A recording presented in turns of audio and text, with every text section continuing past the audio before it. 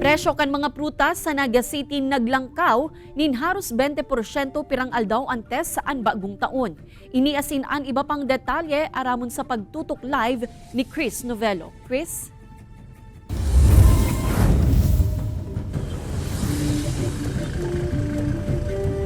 Kay tradisyon tanang mga Pilipino na pagkaman New Year kinokompleto ta ang 12 lucky fruits como pampaswerte. Alagad Kate, makukompleto pa kay ka nagkapiratang kababayan ang 12 pampaswerteng prutas, unpira sa mga iyan may pagmahal na. 5 aldaw pa antes ang bagong taon, maririsa nakadakol na ang nagbabakal nin mga prutas sa Naga City People's Mall. Saron na digdi si Tess na amay subot na nagbakal nin mga prutas, ngayon din na magkipagsuksukan pa sa kadakol na tao na siyerto maruso sa merkado sa mga masunod na aldaw. Pasaro-saro lang sir, para magkumpleto lang sa budget, para pedaso lang.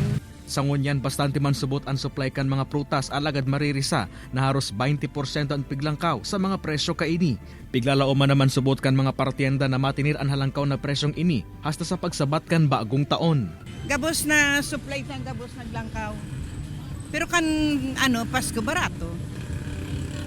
Siguro si mga kuyang kaya si mga biyahero na iling ninda na mabakal kaya naglangkaw. Kabali sa mga prutas na may pinakahalangkaw na presyo sa ngunyan ang grapes, dragon fruit, mangga, chico, lanzones, melon asin aranghita na nagkakawat sa 100 hasta 350 pesos ang kilo.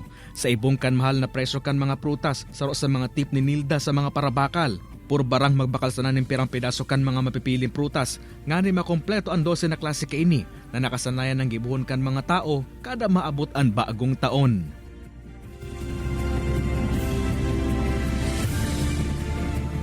Kate Pet sa 30 asin 31 pa piglalooman kan mga partienda ng prutas ang pagruso kan mga parabakal alagad abiso kayat kan publiko ngunya pa sa na pwede na subot magbakal linhulit ta may antisipasyon ang mga partienda na may mangyayari pang pagmahal sa mga presyo kaiyan mantang paparani ang bagong taon.